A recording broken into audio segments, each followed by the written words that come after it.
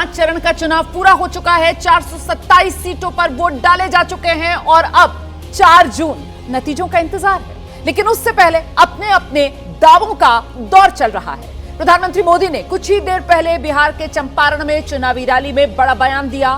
5वें चरण में इंडिया गठबंधन पूरी तरीके से परास्त हो चुका है, ये दावा प्रधानमंत्री नरेंद्र मोदी ने चुनावी सभा में किया। जनता उनको ऐसी करारी हार देगी कि दुनिया देखती रह जाएगी। और दूसरी तरफ दिल्ली के मुख्यमंत्री आम आदमी पार्टी के संयोजक हैं अरविंद केजरीवाल। वो दावा कर रहे हैं 4 जून को मोदी सरकार जा रही है। उन्होंने इंडिया गठबंधन को 300 से ज्यादा सीटें जीतने का दावा कर दिया है। तो अपने अपने दावे, 5 चरणों का चुनाव हो चुका है और ऐसे में 4 जून नतीजों का इंतजार है। इंडिया गठबंधन को 300+ सीट्स मिलने जा रही हैं, ये अरविंद केजरीवाल कह रहे हैं। और दूसरी तरफ प्रधानमंत्री नरेंद्र मोदी जो कह रहे हैं कि 4 जून को इंडिया गठबंधन का ऐसा सुपड़ा साफ होगा कि दुनिया देखती रह जाएगी। बिहार में अब से कुछ ही देर पहले प्रधानमंत्री नरेंद्र मोदी जनता का माई बाप समझने वाले इन्हें जनता ऐसी करारी हार देगी, ऐसी करारी हार देगी कि दुनिया देखती रह जाएगी। जैसे जैसे 5वें चरण का चुनाव कंप्लीट हो गया और जैसे जैसे चुनाव होते जा रहे हैं वैसे वैसे साफ होता जा रहा है कि 4 जून को मोदी सरकार जा रही है और इंडिया गठबंधन की सरकार बनने जा रही है। ये मैं किस आधार पे बोल रहा हूँ, क्योंकि कई लोगों ने सर्वे किए हैं और जो अब सर्वे के फाइंडिंग्स आ रहे हैं उससे साफ जाहिर है कि 4 जून को इंडिया गठबंधन को अपने दम पे 300 से ज़्यादा सीट मिल रही हैं और इंडिया गठबंधन देश को एक साफ सुथरी और स्थिर सरकार देने की दिशा में बढ़ रहा है। तो ये आपने बयान सुने, दावे सुने, दोनों तरफ से जोरदार दावे किए जा रहे हैं। 5वें चरण के चुनाव के बाद ये बड़े दावे प्रधानमंत्री नरेंद्र मोदी आज 6ठे चरण के लिए प्रचार करते हुए नजर आए बिहार में और वहां पर चुनावी सभा में प्रधानमंत्री नरेंद्र मोदी बोले इंडिया गठबंधन परास्त, ऐसी हार की दुनिया देखती रह जाएगी। ये जनता का माई बाप समझने वालों को करारी हार मिलने जा रही है। और बिहार में माई बाप का मतलब आप समझते हैं MY और BAAP, ये जो नए जातिगत समीकरण जो बताया जाता है कि साहब RJD पहले जो मुस्लिम यादव पार्टी थी अब वो खुद को BAAP वाली पार्टी के तौर पर जनता के बीच लेकर जा रही है। तो कहीं ना कहीं उसी को लेकर ये घेराबंदी जो प्रधानमंत्री नरेंद्र मोदी की तरफ से इंडिया गठबंधन की गई है कि इंडिया गठबंधन परास्त और ऐसी हार मिलेगी 24 चुनाव में कि दुनिया देखती रह जाएगी। और दूसरी तरफ अरविंद केजरीवाल जो ये दावा कर रहे हैं कि साहब 4 जून को मोदी सरकार जा रही है। अरविंद केजरीवाल जो ये कह रहे हैं कि साहब 300+ सीटें इंडिया गठबंधन को मिलेगी। और इस बीच कांग्रेस के प्रवक्ता हैं जयराम रमेश। अगली बड़ी खबर मैं आपको बता रही हूं, कांग्रेस के प्रवक्ता जयराम रमेश, उनका बयान सामने आया है। इंडिया गठबंधन को स्पष्ट और निर्णायक बहुमत मिलना तय है। मतलब जो बात अरविंद केजरीवाल कह रहे हैं उसी बात को अब कांग्रेस की तरफ से भी दोहराया जा रहा है। क्या कहा जयराम रमेश ने, आइए आपको सुनाते हैं। पहले 2 चरण के बाद ही 19 अप्रैल और 27 अप्रैल के बाद ही ये स्पष्ट हो गया था कि दक्षिण भारत में बीजेपी साफ और उत्तर भारत, पश्चिमी भारत और पूर्वी भारत में बीजेपी हाफ। तो इस हाफ साफ के आधार पर 2 चरणों के बाद ही कांग्रेस पार्टी का मानना था कि कांग्रेस पार्टी और इंडिया गठबंधन के घटक दलों को एक स्पष्ट और निर्णायक बहुमत मिलना तय हो चुका है। 5 फेज के बाद किधर, पिक्चर क्यों नहीं क्लियर, ये एक बड़ा सवाल है। मुझे लगता है प्रदीप जी के पास पहले चलना चाहिए। सर, ये पिक्चर जो क्लियर नहीं है वो नेताओं के मन में नहीं है, जनता के मन में नहीं है, किसके मन में पिक्चर क्लियर नहीं है? आपको क्या लग रही है इस वक्त की असली पिक्चर क्या है? कंफ्यूजन कोई है तो मुझे लगता है नेताओं के मन में ही है, जनता के मन में नहीं। जनता मन बना चुकी है। देखिए, इस चुनाव का मुख्य मुद्दा है कि मोदी को तीसरी बार मौका मिलेगा या नहीं मिलेगा। इसी दो जो है उस आधार पर मतदाता बटे हुए हैं। जो लाना चाहते हैं वो एक तरफ, जो रोकना चाहते हैं वो दूसरी तरफ। दूसरी बात, इंडिया जो गठबंधन है वो 4 चरणों तक एक नेगेटिव कैंपेन पर लगा रहा। वो बीजेपी के ट्रैप में मैं मानता हूं कि एक तरह से फंस गया कि बीजेपी की 400 नहीं आ रही, अपनी सीट नहीं बताते थे। अब चौथे चरण के बाद उनको लगा कि इससे हमको फायदा नहीं हो रहा है।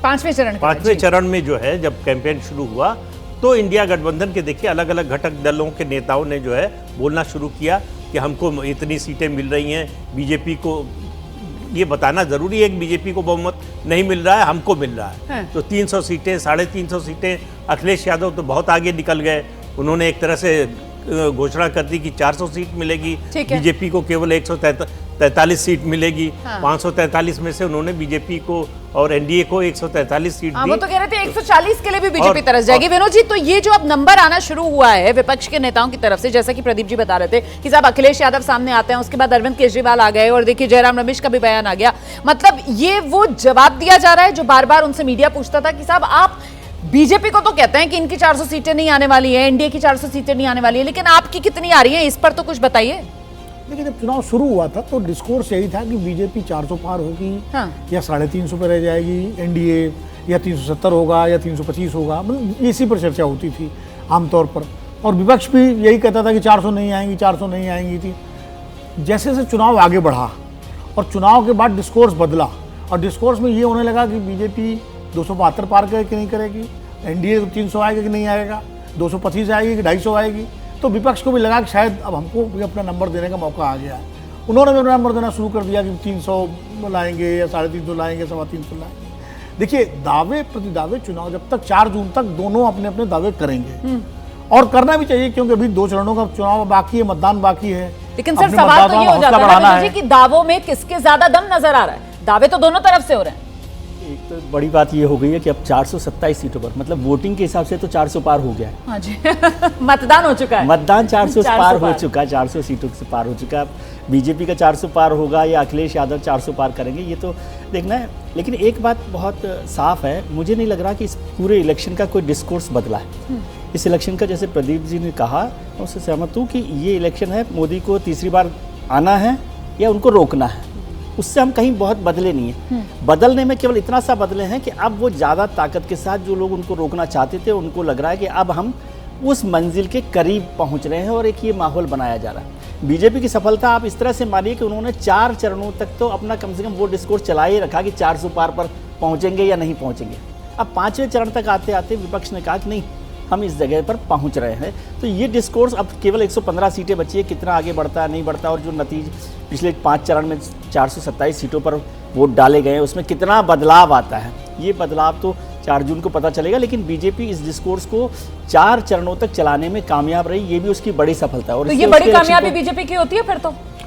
देखिए क्या है, पूरा चुनाव जो 5 चरण अभी तक हुए हैं उसमें 2 मुद्दे हावी थे। पहला, भारतीय जनता पार्टी 303 सीटों को क्रॉस करने के लिए चुनाव लड़ी, पहले चरण से लेकर 5वें चरण तक, और विपक्ष भारतीय जनता पार्टी 303 सीटें न जीतने पाई, इस मुद्दे को लेकर चुनाव लड़ा।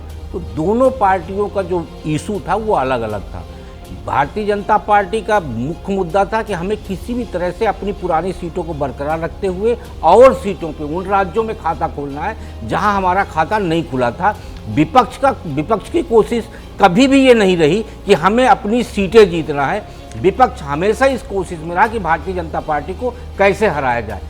ये तो मैं तो ये कहूँगा, केजरीवाल जी ने इंडिया गठबंधन में बड़ा साहस दिखाया कि उन्होंने कहा कि 300 सीटें हम जीतेंगे, 300 प्लस, जबकि 22 सीटों में वो चुनाव लड़ रहे हैं। दिल्ली की 7 सीटों में जो चुनाव हो रहा है गठबंधन के साथ, उसमें सर 4 जून तक साहस दिखाने में कहीं से कोई कमी थोड़ी नजर आ रही है किसी तरफ से। बीजेपी आपका, पूर्व पीए आपका,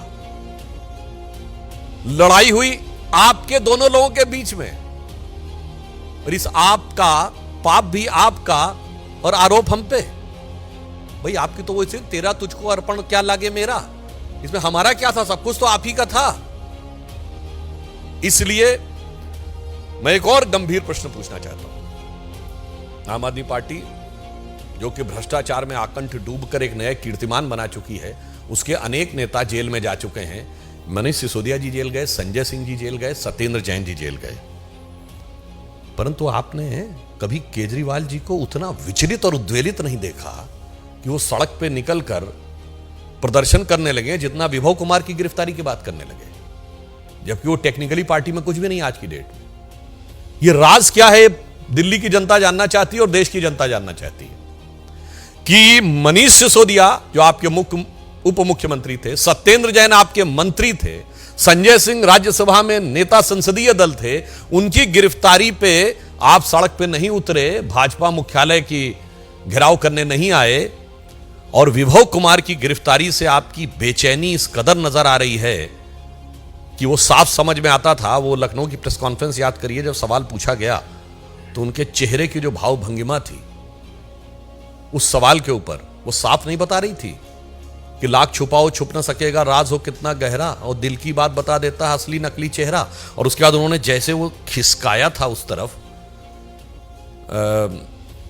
अखिलेश जी की तरफ माइक, तो हम लोगों को बचपन के दिनों की बात याद आई कि बैट्समैन आगे बढ़ा और उसके देखा गेंद बहुत खतरनाक ऑफ स्टंप के बाहर, तो अपने कदम वापस खींच लिया और जाने दिया विकेट कीपर के ग्लव्स में, वैसे ही जाने दिया सवाल उन्होंने। और उससे बड़ी बात है कि महिला सांसद के साथ यह हो रहा है और पत्रकारों के साथ दुर्व्यवहार हो रहा है। एक न्यूज चैनल की महिला पत्रकार के साथ हाथापाई, दुर्व्यवहार, और यह कहते हैं कि यह लोकतंत्र इनके आने से बचेगा। यह एकमात्र पॉलिटिकल पार्टी है जिसके ऊपर यह आरोप लगा कि चीफ सेक्रेटरी को अपने घर में बुलाकर मारपीट की। चीफ सेक्रेटरी ने लिखित एफआईआर दर्ज कराई। कोई दूसरा उदाहरण भारत की राजनीति में नहीं होगा।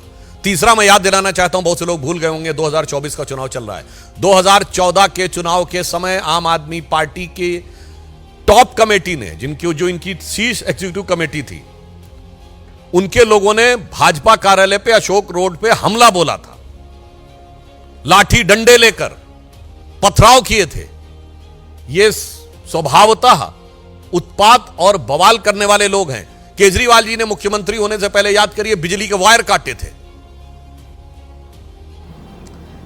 तो बीजेपी की प्रेस कॉन्फ्रेंस और सीधे निशाने पर बीजेपी अरविंद केजरीवाल को ले रही है कि स्वाति के साथ बदसलूकी नहीं, बाकायदा मारपीट हुई है। और विभव की गिरफ्तारी पर आखिरकार इतने बेचैन केजरीवाल क्यों हैं कि सड़क पर उतरकर प्रदर्शन कर रहे हैं? इससे पहले उनकी पार्टी के बड़े नेता, जिसमें मनीष सिसोदिया से लेकर संजय सिंह तक को गिरफ्तार किया गया, लेकिन कभी सड़क पर उतरकर खुद प्रदर्शन करते हुए तो केजरीवाल नजर नहीं आए। इन सवालों के जरिए बीजेपी केजरीवाल की घेराबंदी करती हुई। 5 चरण का चुनाव निपट चुका है और ऐसे में एक बार फिर हिंदू मुसलमान, यही गूंज सुनाई पड़ रही है। प्रधानमंत्री मोदी ने राहुल गांधी का एक 11-12 साल पुराना वीडियो है जिसे निकालकर पोस्ट किया है और कहा कि कांग्रेस का मुसलमानों को आरक्षण देने का प्लान है।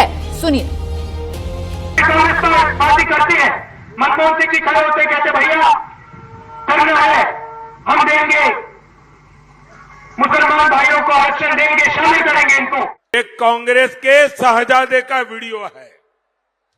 इस वीडियो में कांग्रेस के शहजादे खुलेआम कह रहे हैं कि कांग्रेस पार्टी मुसलमानों को आरक्षण देगी।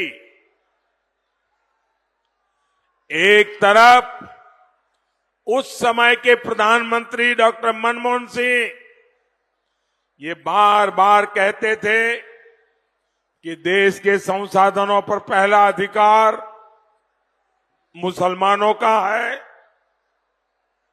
और दूसरी तरफ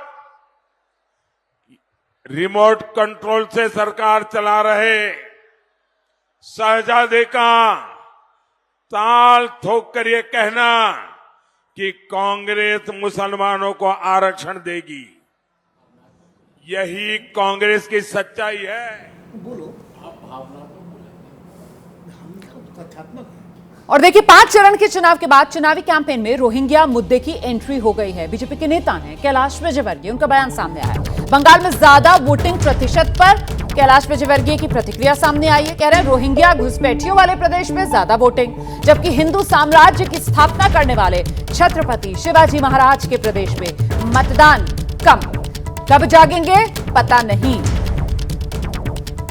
तो कैलाश विजयवर्गीय ने रोहिंग्या का मुद्दा उठाकर जो हिंदू अस्मिता है उसके जरिए कम वोटिंग को लेकर बड़ी आबादी की घेराबंदी की है।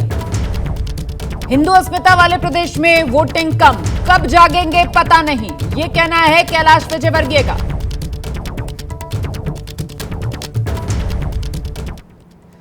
और इस सब के बीच चुनाव मैदान में गृहमंत्री अमित शाह ने भी रोहिंग्याओं को लेकर हमला बोला है विपक्षियों पर। सुनिए। दूसरी बार प्रधानमंत्री को प्रधानमंत्री बनाया, मोदी जी प्रधानमंत्री बने, 5 ही साल में केस भी जीता, भूमि पूजन भी किया और 24 जनवरी को प्राण प्रतिष्ठा कर जय श्री राम। जब प्राण प्रतिष्ठा करी, एक केजरीवाल भी नहीं गए, राहुल बाबा भी नहीं गए, प्रियंका जी भी नहीं गई, उनको निमंत्रण तो था, क्यों नहीं गए मालूम है आपको? अपनी वोट बैंक से वापस, उनकी वोट बैंक कौन है मालूम है? दक्षिण दिल्ली वालों। आप लोग उनकी वोट बैंक नहीं हो, रोहिंग्या घुसपैठिए उनकी वोट बैंक है। फिर हिंदू मुस्लिम रोहिंग्या ध्रुवीकरण का सहारा, ध्रुवीकरण के नजरिए से इस तरीके के बयान देखे जाएंगे प्रदीप जी? हाँ, बिल्कुल निश्चित रूप से। देखिए, खासतौर से पश्चिम बंगाल की जब बात आती है तो वहाँ जो है सांप्रदायिक ध्रुवीकरण दोनों तरफ से होता है। तो जो ममता बनर्जी और टीएमसी करती हैं, उसके जवाब में काउंटर पोलराइजेशन की कोशिश जो है भारतीय जनता पार्टी की होती है। अब कैलाश विजयवर्गीय जो कह रहे हैं उसका कोई प्रमाण नहीं है कि हिंदू ज़्यादा वोट देने नहीं निकल रहे हैं। कम से कम पश्चिम बंगाल के बारे में कहा जा सकता है। इसका मतलब है कि दोनों पक्षों से वोट देने के लिए ज़्यादा लोग निकल रहे हैं। इसका एक संकेत ये भी है कि काउंटर पोलराइजेशन भी हो रहा है। केवल एक पक्ष जो है वोट देने के लिए निकल रहा है ऐसा मुझे लगता नहीं। जो वोटिंग परसेंटेज है जितना ऊपर गया है 77, 78, 76%, तो ये बताता है कि वोटिंग देने का उत्साह दोनों तरफ से है। अब उसके मुद्दे क्या हैं, अलग अलग पक्ष के मुद्दे अलग अलग होंगे, लेकिन वोट देने का जिस तरह का उत्साह है वो बताता है कि पोलराइजेशन धर्म के आधार पर वहां पर हो रहा है। ठीक है। और दूसरी तरफ प्रधानमंत्री नरेंद्र मोदी ने जो कहा, जिस तरीके से वो राहुल गांधी का पुराना बयान दिखाया, जिसमें साफ तौर पर राहुल गांधी धर्म के आधार पर मुसलमानों का नाम लेकर आरक्षण की वकालत करते हुए सुनाई पड़ रहे हैं, तो क्यों ना माना जाए कि सांप्रदायिकता के स्तर पर कांग्रेस पार्टी की पोल खोलने का काम पीएम कर रहे हैं? विनोद जी। नहीं, देखिए, प्रधानमंत्री, ये वीडियो तो राहुल गांधी का इस बार उन्होंने अभी आया है। हाँ। लेकिन प्रधानमंत्री इस चुनाव में पहले दिन से, जब कांग्रेस का घोषणा पत्र आया था, तब से उन्होंने हिंदू मुस्लिम वाले इस ध्रुवीकरण के कार्ड को शुरू कर दिया था। जब उन्होंने कहा कि कांग्रेस का घोषणा पत्र मुस्लिम लीग की छाप है, और उसके बाद लगातार वो इस बात पर जोर दे रहे हैं अपने हर भाषण में कि कांग्रेस पिछड़ों का आरक्षण छीन करके मुसलमानों को दे देगी। तो वही बात इसमें भी कही, कोई नई बात नहीं कही है, लेकिन अपनी बात की पुष्टि वो करते हैं। क्योंकि जब पूछा जाता है कि भाई ये कहाँ लिखा है घोषणा पत्र में, ये कैसे आप कह रहे हैं, तब उसकी पुष्टि में वो पहले कभी मनमोहन सिंह का बयान जो 2006 वाला है उसको पेश करती है भारतीय जनता पार्टी। अब ये राहुल गांधी का वीडियो उन्होंने पेश किया है, 10 साल 11 साल पुराना है। तो इस बार क्या तब्दीली देखने के लिए मिल रही है बीजेपी की रणनीति में, प्रधानमंत्री नरेंद्र मोदी की रणनीति में, कि अभी तक कम्युनल कार्ड को लेकर जिस तरीके से विपक्ष बीजेपी प्रधानमंत्री नरेंद्र मोदी की घेराबंदी करता था, इस बार खुलकर प्रधानमंत्री नरेंद्र मोदी उसी कार्ड के जरिए विपक्ष की, कांग्रेस पार्टी की, राहुल गांधी की पोल खोल रहे हैं? दोनों तरफ से ये जो है ना पोलराइजेशन हो रहा है। और जैसे जैसे चुनाव आगे बढ़ता जाता है, देखिए चुनाव शुरू होता है, जब चुनाव की अनाउंसमेंट होता है उससे पहले हम विकास की बात करते हैं, मुद्दों की बात करते हैं, मैनिफेस्टो की बात करते हैं। जब चुनाव शुरू होता है तो फिर वहाँ पर अलग अलग इश्यूज़ पर आने लगते हैं, और आखिर तक आते आते हम पोलराइजेशन पर आ जाते हैं। और ख़ास तौर से जिन स्टेट्स में चुनाव हो रहा है अभी, खास तौर से अब जो बचा है उत्तर प्रदेश और पश्चिम बंगाल, तो वहाँ पर पोलराइजेशन एक बड़ा इशू हो सकता है भारतीय जनता पार्टी के लिए भी और दूसरी पार्टियों के लिए भी। भारतीय जनता पार्टी ने जो एक बड़ा बदलाव किया राजनीति में, वो ये है कि पहले माइनॉरिटी को लेकर जो पोलराइजेशन अपोजिशन पार्टी यानी नॉन बीजेपी पार्टीज करती थी, अब उसके जवाब में वो रिवर्स पोलराइजेशन पर आ गए। और उसी का नतीजा है कि पश्चिम बंगाल में जो वोटिंग परसेंटेज बढ़ा है, वोटिंग परसेंटेज 2 कारण से बढ़ा है। एक तो टफ कंटेस्ट हो, और दूसरा दोनों तरफ के लोग वहाँ पर वोट डालने आए। केवल एक तरफ का किसी भी पक्ष का आ जाएगा, इतना वोटिंग परसेंटेज नहीं बन सकता। तो वो रिवर्स पोलराइजेशन वहाँ पर हो रहा है। और जैसे राहुल गांधी का जिक्र किया गया, तो वो पहले कांग्रेस ने सफाई दी कि प्रधानमंत्री जी के इस बयान का मतलब ये नहीं था, तो उसको भी सपोर्ट करने के लिए प्रधानमंत्री ने इस बयान को रीट्वीट कर दिया कि भाई खुद ही वो कह रहे हैं राहुल गांधी। मैंने तो इसीलिए सवाल किया कि साहब ये तो सीधे सीधे मतलब कम्युनल कार्ड, अगर आपको ऐसा लगता है विपक्षी होने के नाते कि आप बीजेपी की घेराबंदी कर लेंगे, तो नहीं, ऐसा नहीं होने वाला है। बीजेपी आक्रामक अंदाज में आकर वो सांप्रदायिकता के मुद्दे पर आपकी पोल खोलेगी, देश के सामने आपका सच रखेगी। यही प्रधानमंत्री नरेंद्र मोदी इस बार चुनाव में कर रहे हैं। राकेश जी, देखिए, जब आप हिंदुत्व की बात करते हैं और योगी जी और मोदी जी को घेरते हैं, तब ठीक है। यदि वो आपकी ही कही हुई बात को जनता के सामने बीच में ला रहे हैं, तो वो गलत कैसे हो सकता है?